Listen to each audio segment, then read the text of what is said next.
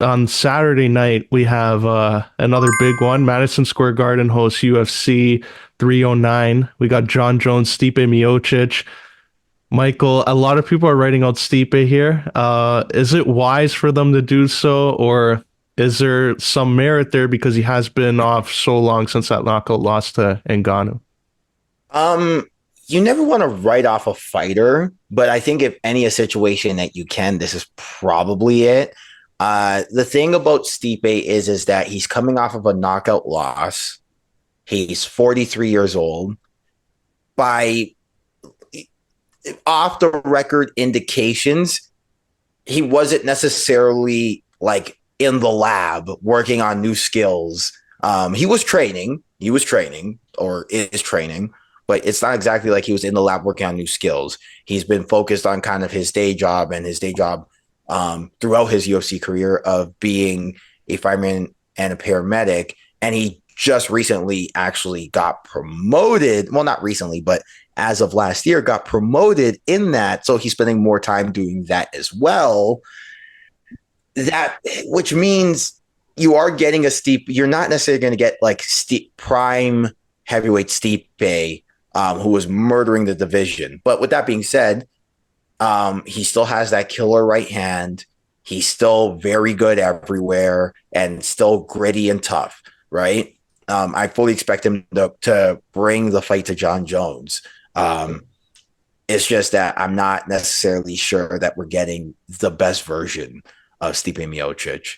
And add to the fact that I think a lot of times people are overdoing the Stipe is washed thing, because they want to see their guy Tom Aspinall fight Jon Jones. So I think that's also kind of the narrative. But in terms of like just facts or facts, yeah, you are going to get diminished Stipe Miocic.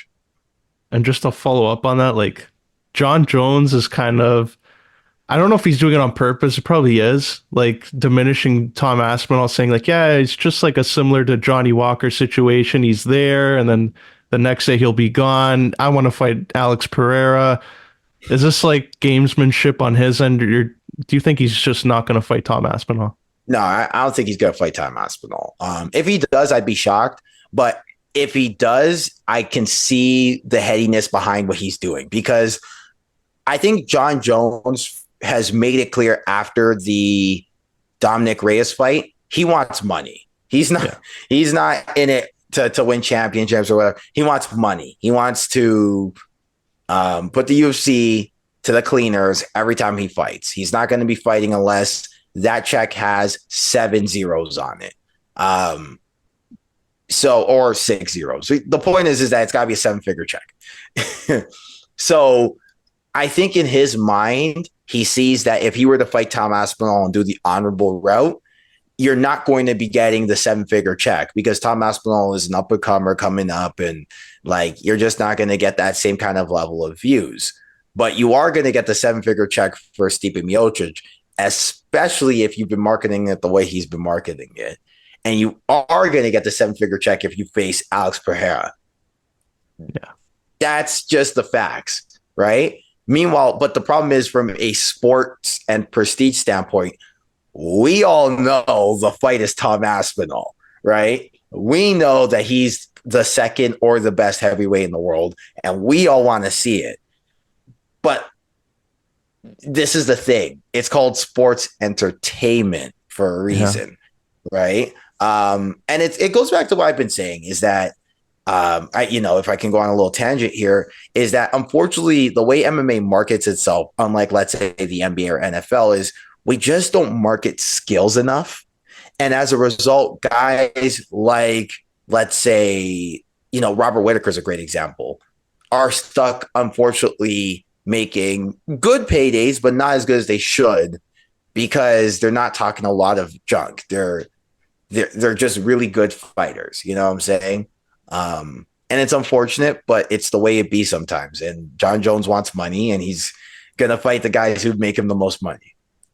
Yeah, I agree. And like Alex Pereira like has become that big star, but he also had to like step in on short notice like 3 times to do so. So It would be a risky one though. He does have the dim mock of a left hand, so I wouldn't want to chance that if I'm Jon Jones. Like, just go after Tom Aspinall and take your chances because I wouldn't want to chance with Alex Pereira moving up at full strength and seeing what he does there without having to cut a pound. So I could be mean, interesting. well, with that being said, like a lot of people talk about Alex Pereira's left hook, but Tom Aspinall knocks people stiff too. So Yeah. it's not like Jon Jones is getting a freebie over at with Tom Aspinall. Like I think there is maybe a level of fear for sure about facing Tom Aspinall, but I think most of his um most of his trepidation is that Tom Aspinall is going to make him 250 to show 250 to win. And he's not fighting for that. Yeah. He wants 6 million minimum. And fine, like okay. you know. And Aaron, I'll ask you this because usually Madison Square Garden cards bring out the familiar faces, the celebrities, and just going on what happened in the past week. Do you think Dana White will assemble the Republican Avengers and President-elect Trump will make his way into the arena at Madison Square Garden? Yeah, being Trump's hometown state and everything. Uh, hey, it'd be be very talked about, it'd go viral, right?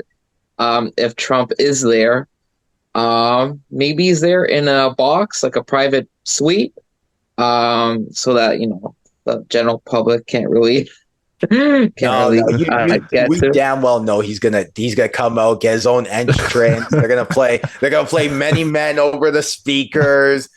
Go like full like Hulk Hogan. I'm a real Hulk American. Hogan will come too. Yeah.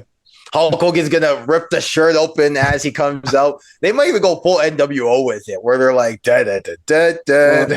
Like Trump, if anything, loves an entrance. He loves an entrance. Sure. Yeah. Sorry. Maybe comes out with Undertaker and Kane also, and like Oh yeah, I wouldn't be surprised. Anything's on the table, I think. With them. My goodness. yeah. Yeah, no, like next weekend. Oh my lord, you're gonna see. Sorry, Aaron, I apologize. No, all good, all good. Like I wouldn't be surprised at all if he's there. Like if he's there, like of course, right? Because he was first a celebrity, right? So, he definitely loves an audience.